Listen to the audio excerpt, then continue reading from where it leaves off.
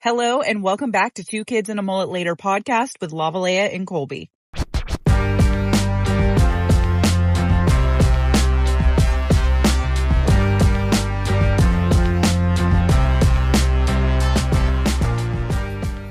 All right, we're going to be talking about making it through hardships in your marriage. So something that I want to make very clear to anybody who watches our videos, like, our marriage is not perfect. Like, we definitely go through things and we've had hardships. I wouldn't necessarily say we've had that many hardships, like, towards each other as much, but we've definitely gone through hard things as a couple. I would say a big one for a majority of people is financial hardships. What would you say was, like, one of our first hardships? When Colson was born. Because I told you I was going to be welding before he was born, and which I was. And then I started pipe welding. And for all you boys that want to weld, fucking, that first year is fucking rough. You're going to go through tons of different fucking jobs. Some jobs, I'd get fired my first fucking day. Some jobs I'd failed a test and never got the fucking job. Some I make it a couple months and get a layoff, shit like that. With welding and breaking out, you constantly gonna be learning your first year. Like, learn from your mistakes, keep pushing, keep chasing that money. That was one of the hardest things, having a newborn baby, having you, like, trying to provide, take care of the house, everything. That was a rough fucking year. And you stuck with me through it. You did get a little mad when I was practicing, learning how to weld pipe. Because I wasn't spending time with you. But, I had to let you know, like, I'm doing this for you, for us. Like, you want money or you want to be broke? I will say now, looking back, now knowing what I know now, I was a dumb bitch. Like, I feel so bad for that. Yeah. For, like, making that time of, like, stress on that you had harder on you, because I feel like I was adding more stress to you by being upset that you were doing something to try to help us. Yeah. But all I could think about in my immature little brain was like, he's not spending time with me. Why doesn't he want to be with me? When you were literally trying to help make a life for us. So I'm sorry for that. You got an old lady and shit. You just got, you're straight up with it like I was with you. That's what it takes. It takes small sacrifices for bigger goals. It worked out, and you're still gonna struggle. Because shit happens in life. Every day, anything can happen. I remember, so whenever Colson was like, I think he was like 6 months, around 6 or 7 months old, we were struggling pretty hard. Broke.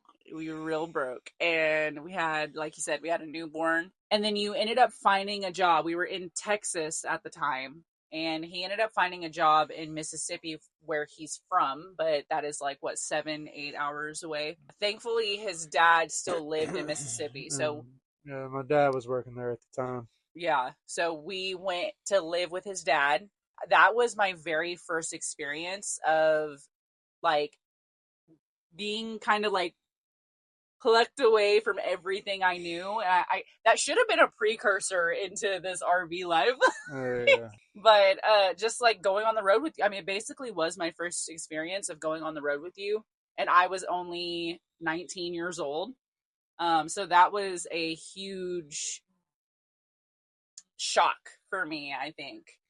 And I definitely went through a period of, like, mental strife where I was like, what am I doing? Like, I cannot believe I just, like, left everything behind. I'm in Mississippi. Like, but throughout all of that, never once did my love for you waver. Like, and Yeah. I never lost respect for you. I never felt like you weren't doing enough for us because I knew that you were doing everything you possibly could.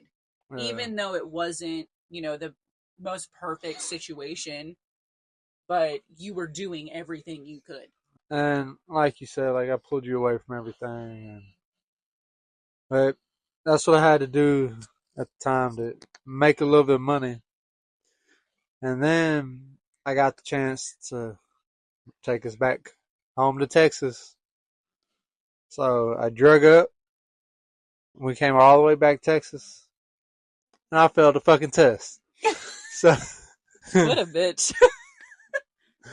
yeah, so I mean, but I learned from my mistake that I did and went fucking doing you from Houston, Texas. It's called the Center Street Shuffle. So that's what I got to doing. Fucking going door to door to all these companies, asking if they were hiring. And I got me another job, another test set up. I went and took it. Had another job for a little bit. Like, it got to the point where the only money that we had could only afford diapers and formula. And that was it. Yeah. Like, we didn't have money for Food. food. His dad was feeding us. I was eating ramen like every day for lunch. I was eating hard boiled eggs every day for lunch. But you know what? Like, in all of that, like, never once did I think, like, damn, he's not giving me gourmet lunches every day. I'm going to leave his ass. Like, Yeah. it never was a question to me. I knew that that was not going to be our life. Like, I knew that that was just a sacrifice that we were making at the time to Yeah. be able to get to where we were going to get. That was around the time when I realized that I would live in a cardboard box if I could be with you. Ever since then, we've really not had any more financial struggle except for That whole year was a COVID. financial. Yeah. COVID really did a number on us, but that was kind of in a way out of our control. We were still able to pay bills and stuff, but we were definitely just more on the end of like we weren't getting to go out to eat and do nothing like that. Like we were having to really scrape it on by. I would say another hardship that we kind of went through was, before I came out on the road with you, there were periods of time where he was gone a lot, and a number of those times was during whenever I was pregnant and also like right after I had our kids.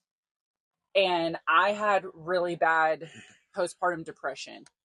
With my son, it was pretty bad, but with my daughter, it was a lot worse. And I remember like you being gone and me kind of having to do things on my own, and that really, really just like did a number on me. Um, and I feel like it started to kind of warp the way I acted towards you for a little bit. Like I would get so upset with you, like if you wouldn't stay up on the phone with me at night. With our Colson, when he was born, I was working night shift, Mm-hmm. so I wasn't there. Like, when I was there during the day, I'm fucking Asleep. dead ass tired asleep. Yeah. And with Ollie, I mean, I was out of town. Like, I really can't do much. Throughout our relationship, I've always been pretty good at staying strong, like Yeah. whenever you would leave and stuff like that. But I think it was right after I had both kids, in that period that I just like could not handle it.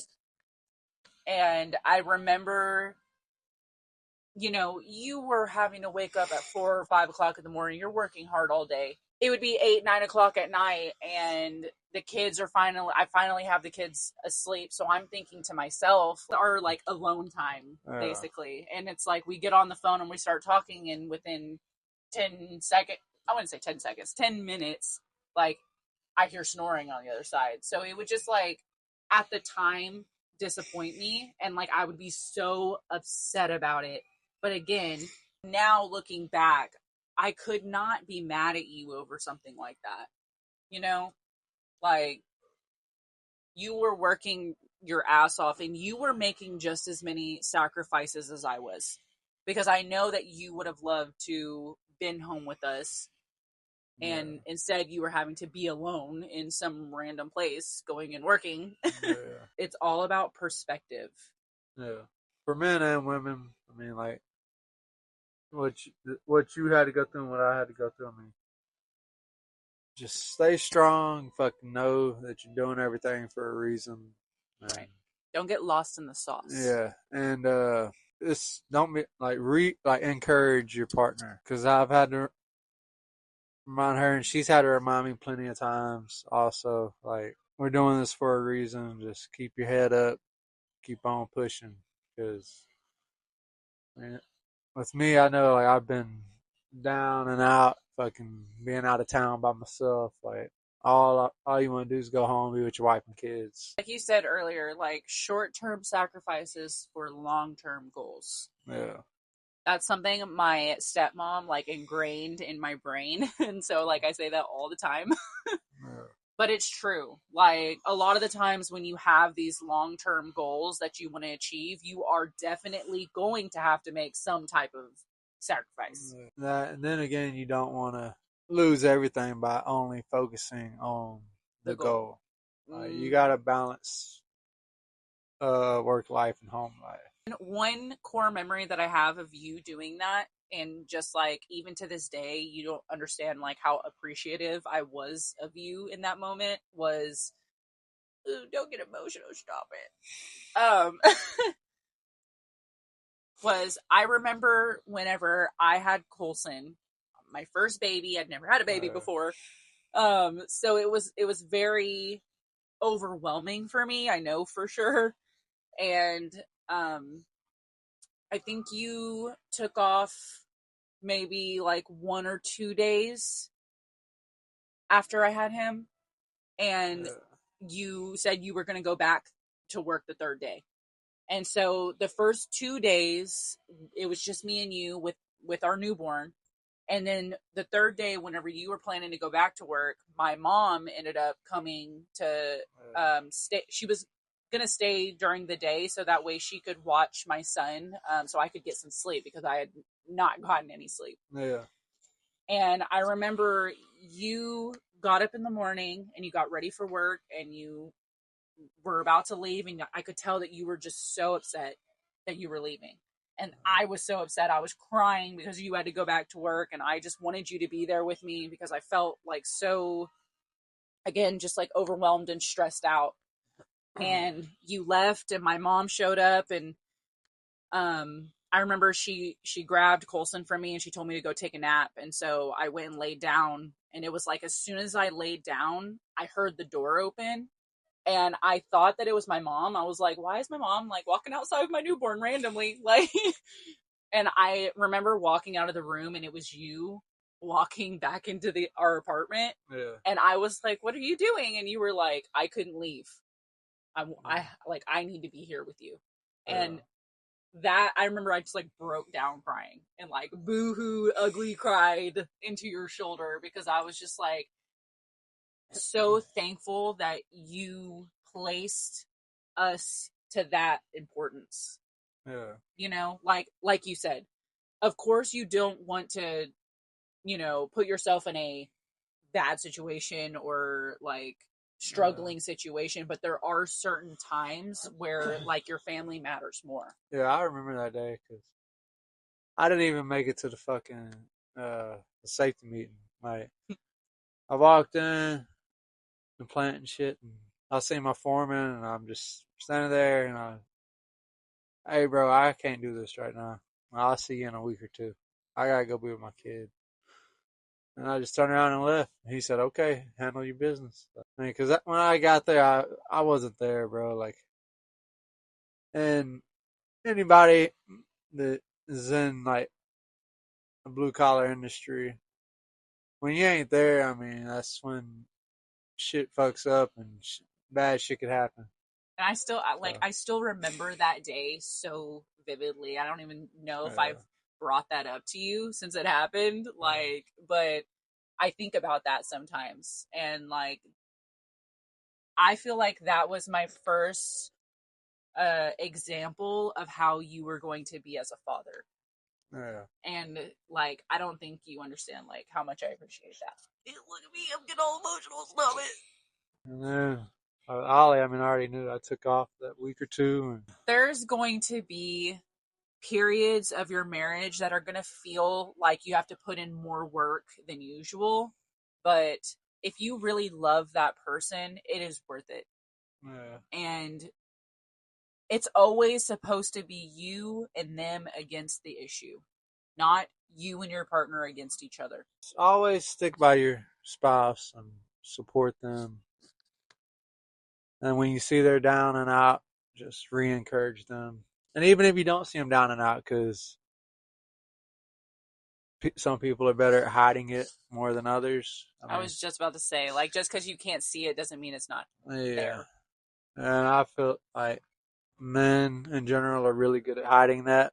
So even like as a woman, if even if you think your man's doing good and he doesn't act like anything's wrong, still encourage him, tell him he's doing a great job and you're proud of him. Or That will make his day. even just like ask him. Like, I feel like I ask you all the time. Like, when you come home and I can tell, or like sometimes it's not even like just blatantly in my face. Like, you're just not as up as like, or like, you know, Yeah. energetic as usual. And my immediate, I'm like, is everything okay? Like, did something happen at work? Are you stressed out? Did you have a bad day? You know, it's just showing that you care and that you're there for them if they're wanting to talk about something. Because like you do the same for me. Like, I mean, I have like really bad anxiety. I've said this so many times, but like Colby can tell when I'm off. Like, I'll just be like staring off into space and he'll like kind of like touch me and be like, you okay? And I'm like, mm-hmm. Like, internally, mm-mm. But you know, Yeah. but it's just like that check-in, and sometimes when you do that, it brings me out of my head, which is like such a blessing, because sometimes I can't get myself out of that.